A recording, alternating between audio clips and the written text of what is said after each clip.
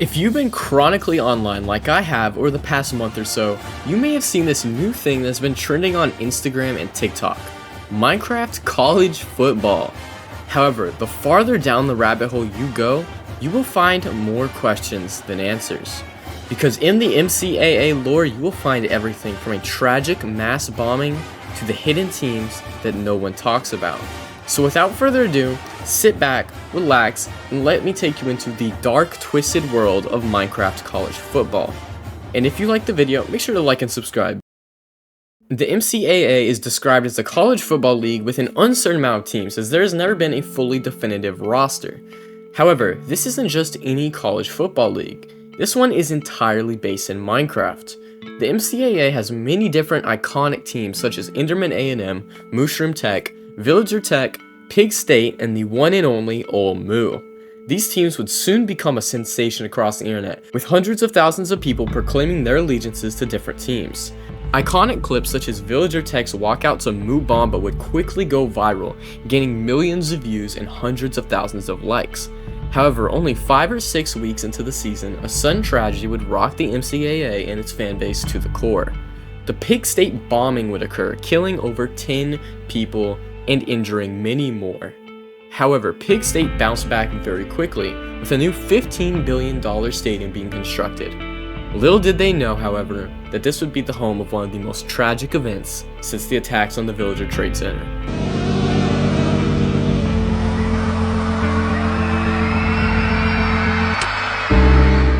In a tragic turn of events, a massive bomb was detonated under the field of Pig State Stadium, killing hundreds and injuring thousands. Pig State lost one of their best players, Stefan Pigs, and had many more on the injury list afterwards. In the aftermath of the event, shocked and grieving fans from all over would call for an explanation as to why a college football game had experienced a terrorist event of a magnitude unseen since the attacks carried out by Osama Block Lava in 2001 on the Villager Trade Center. However, as more and more time piled up, there was an eerie lack of news. While more info about the actual bombing was slowly trickling out, there was no news about who was behind the Pig State bombings. However, even in the darkest of times, there is always light. More and more teams emblazoned a pink cross on their fields in respect to the Pig State bombings, and the MCAA League announced that there would be an unprecedented postponement of the remaining games for a week. Fans on social media gave their condolences and grief over the lives lost at the unprecedented event at Pig State Stadium. However, even in those early days, there were already rumors, questions, and wild theories beginning to circulate about the Pig State bombing. But before we can get into those, we need to break down what actually occurred that fateful day at Pig State University. The following events were constructed from evidence at the Pig State Stadium, CCTV footage, and eyewitness reports. Villager discretion is advised. Sunday, 2:07 p.m. Last hourly security check-in from under the stadium before the game. The main security guard protocol is to be positioned around entrances rather than patrol the inner guts of the stadium, as it is a much more efficient use of manpower. 3:01 p.m. Fans begin to move into the stadium from outside. 3:06 p.m. The notoriously poor CCTV security system cuts out in a large quadrant of the stadium. According to reports from a security guard guarding a small entrance to the underside of the stadium, he was called to go look at the security system and its power to look for problems. 3:19 p.m. The guard returns to his post after isolating a blown fuse in the CCTV's power box. The CCTV cameras are set to run on a separate, generator-based power system from the rest of the stadium so that cameras and emergency lights do not cut off in the event of emergency. 3:22 p.m. The football game starts. From evidence we found in the surrounding area, we've gathered that during this time, a hooded figure is planting a backpack full of TNT in an area without camera surveillance, which is positioned around the 35-yard line on the field. 3:24 p.m. A hooded figure is seen exiting from an emergency exit after disabling its alarm system. He then waits until the guard on patrol becomes distracted by the loud cheers from inside the stadium and quickly sneaks out into the parking lot where he merges with the rest of the foot traffic. From the camera footage we can see, either he had something covering his face or we simply just couldn't see it due to the terrible quality of CCTV footage. 4:41:09 p.m. Pig State scores a game-winning touchdown in the final 30 seconds.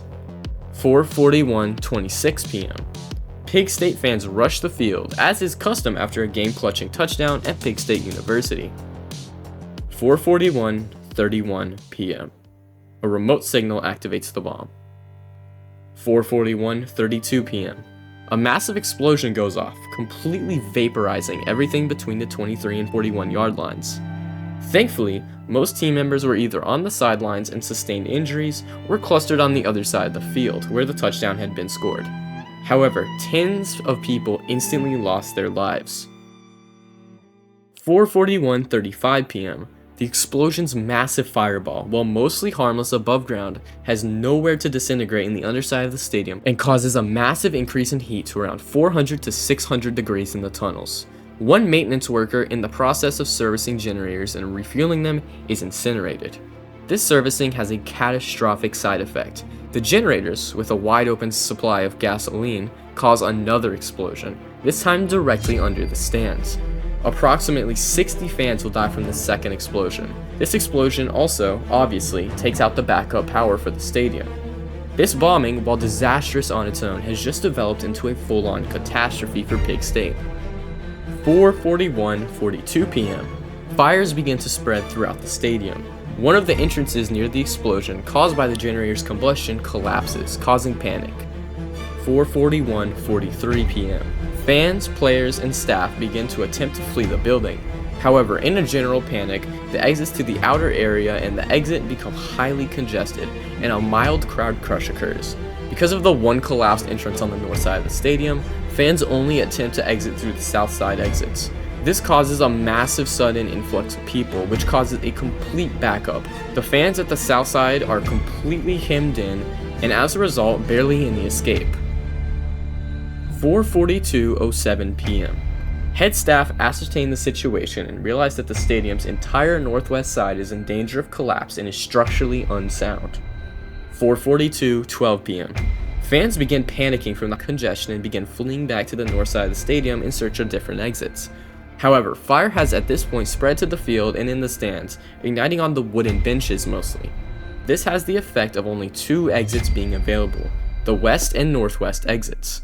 The people fleeing through the west exit almost all managed to make it to safety, except a few who got a little bit injured from crowd crush. The people fleeing through the west exit almost all managed to make it to safety, except for a few people who get hit by falling debris. However, no lives are lost.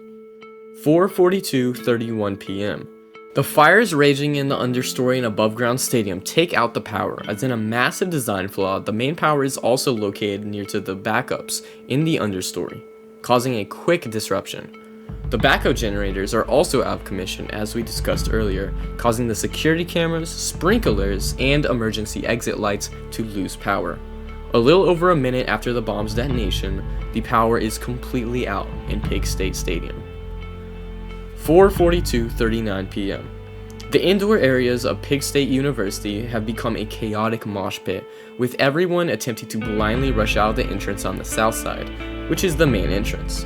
These people are guided by the sunlight, and while crowd crush becomes a real problem, they can see where they need to go, unlike other unfortunate people trapped in the understories. 4:43 p.m. On the north side of the building, the fans are lost. The power going out has made it extremely difficult to tell where they should be going, and some venture farther into the understory, whereas a lucky few manage to find an exit. However, in a fateful and catastrophic event, the northwest field exit collapses, leaving 99% of the fans stuck in the north end, over 150 people, going basically nowhere. 4:44 p.m. Without security footage, the head of security is delayed in realizing just how much of a catastrophic situation is occurring. He is unaware of the almost 200 people trapped in the northwest end of the building. He will not learn of them until it is too late to help.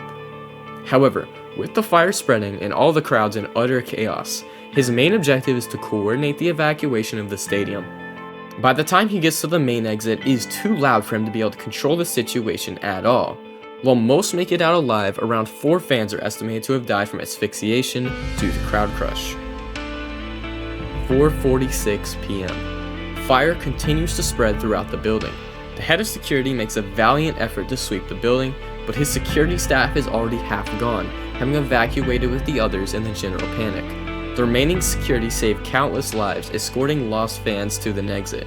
but they cannot do much as the fire continues to spread. 4:48 p.m. Emergency services finally arrive on the scene. Firefighters begin attempting to control the fires. 4:49 p.m. The people trapped in the northwest wing have slowly been being closed in on by fire, and there is nothing they can do.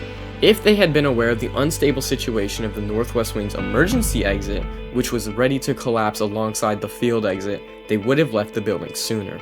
However, the crowd, in a blind panic and unaware of which way to run, was unable to locate the exit before an upper office caved in front of it, obscuring any last hope from the fans. Most had died from smoke inhalation before the flames reached them. 4:50 p.m. The head of security finally evacuates. 5:21 p.m. The fires are extinguished from around the stadium, though the understory and north side continue to churn up a dark cloud of smoke as they burn. 5:47 p.m. A little over an hour after the bombing, the fires are finally extinguished. So what exactly happened here? Who could have caused such a traumatic event to occur? Well, there are a couple theories. The first one, which I find the most unlikely, is that Pig State bombed their own stadium so they would receive money to build a new one from the MCAA emergency fund. I find this highly unlikely due to the fact that the bomb detonated during a crowd rush on the field. This was clearly a statement of some sort. But now comes the hard part. Who was making a statement? While they can't be ruled out completely, I do not think that any team would purposely cause so much harm and chaos to thousands of innocent fans. However, when looking at it from an outside perspective, there are only a few people who had real reasons to do something like this, outside of insane disgruntled fans. And only one of those is insane enough to do something like this. That's right, after digging into everyone who has ever been connected with Pig State and digging through thousands of criminal backgrounds, I have a theory.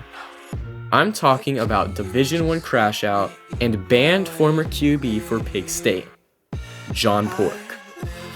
John Pork was Pig State's star player a few seasons ago, but after a wild villager thread that I cannot show and several assault charges, John Pork was dropped.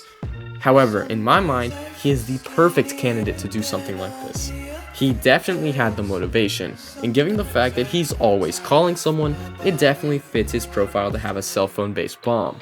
So I hope that the government is looking for John Pork, because I think he's the prime suspect. Thanks for watching, and make sure to like and subscribe to support Pig State. If you want to see more content like this, check out my video about the Gnomes vs Knights lore I made a few months back. I'm trying to raise money for a new CPU as well, so if you want to help out, become a channel member or super chat under this video. I would appreciate it a ton. I try and stream at 6 or 7 p.m. every other night, so come drop by. I would love to see you. Also, join the Discord in the description and check out my Fortnite channel if you want, which is also linked in the description. Have a good rest of your day. Procat out.